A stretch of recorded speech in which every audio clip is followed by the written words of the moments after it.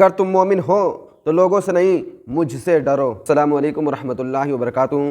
آپ دیکھ رہے ہیں شاہد امجدی چینل، اور آپ سے گزارش ہے کہ اگر اس ویڈیو پر آپ نئے ہیں تو آپ ویڈیو کو اور چینل کو سبسکرائب کر لیں۔ بلا تاخیر اب ویڈیو کو شروع کرتا ہوں کہ مجموع اللطائف میں ہے کہ میں نے بنی اسرائیل میں سے ایک کثیر العیال عابد تھا، اسے تنگدستی نے گھیر لیا۔ جب بہت پریشان ہوا تو اپنی عورت سے کہا کہ جاؤ کسی سے کچھ مانگ کر لاؤ۔ عورت نے ایک تاجر کے یہاں جا کر کھانے کا سوال کیا تو تم جو تاجر نے کہا مجھ سے لے جاؤ۔ عورت بیچاری چپ چاپ گھر واپس چلی آئی۔ گھر جیسے واپس آ رہی تھی تو بچے نے ماں کو خالی ہاتھ دیکھا تو بچہ بھوک سے تڑپنے لگے اور چلانے لگے اور رو رو کے کہنے لگے، امی مجھے بہت تیز بھوک لگی ہے، میں بھوک سے مر رہا ہوں، ہمیں کچھ کھانے کے دو۔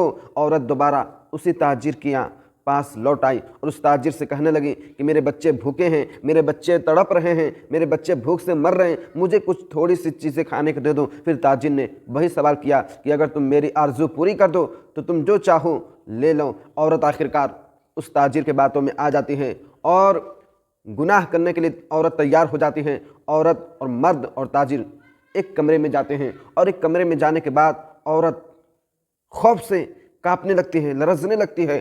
تاجر نے دیکھا، ارے تم اتنا کیوں کانپ رہی ہو؟ تو وہ عورت کہتی ہے کہ میں کسی اور چیز سے کانپ نہیں رہی ہوں، میں کسی اور چیز سے نہیں ڈر رہی ہوں، میں تو رب ذوالجلال کی جلال سے، اس کے عذاب سے ڈر رہی ہوں۔ تاجر نے اتنا سنا اور اپنے من میں کہنے لگا کہ تم اتنی تنگ دستی کے عالم میں، تم اتنی پریشان ہو، تم اتنی مجبور ہو، اور اس حالت میں بھی تم اللہ سے ڈر رہی ہو، تو لہٰذا ہمیں بھی اللہ سے ڈرنا چاہیے۔ اتنا بات سن کر تاجر نے اس عورت کو بغیر گناہ کیے ہوئے اس کو بہت سارا مال و منال اسے دے دیتا ہے اور اسے رخصت کر دیتا ہے۔ اس کے بعد اس وقت اللہ تعالیٰ نے اس وقت کے نبی حضرت موسیٰ علیہ السلام پر وحی بھیجی، اور اللہ تبارک تعالیٰ نے موسیٰ علیہ السلام سے فرمایا کہ جاؤ فلاں بن فلاں کے پاس اور اس کو میرا سلام کہہ دینا۔ حضرت موسیٰ علیہ السلام اللہ کا حکم الہی کے مطابق اس شخص کے پاس جاتے ہیں اور اس سے فرماتے ہیں، اس سے پوچھتے ہیں کہ تم نے کون سا نیکی کا کام کیا ہے جس سے اللہ تبارک تعالیٰ نے تمہیں سلام کیا ہے۔ تاجر نے اپنا پورا سارا واقعہ بتا دیا۔ اور مسلمانوں ذرا غور کرو، اور اللہ تبارک تعالیٰ نے اپنے بندوں سے فرمایا کہ جو دنیا کے اندر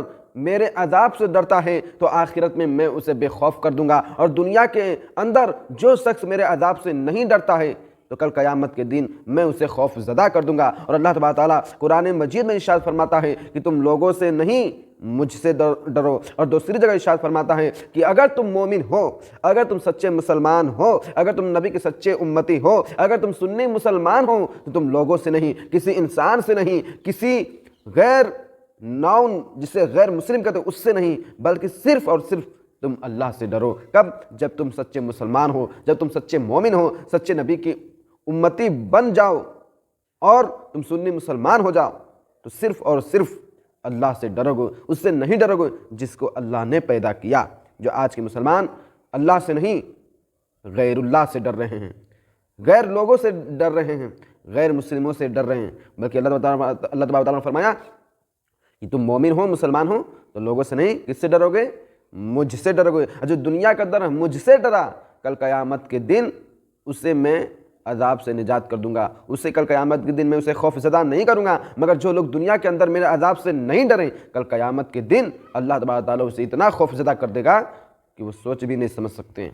اسی جملوں کے ساتھ میں اپنی گفتگو کا اختتام کرتا ہوں، اور آپ سے گزارش ہے کہ اچھا لگے تو دوسرے تک شیئر کر دیں۔ السلام علیکم ورحمۃ اللہ وبرکاتہ۔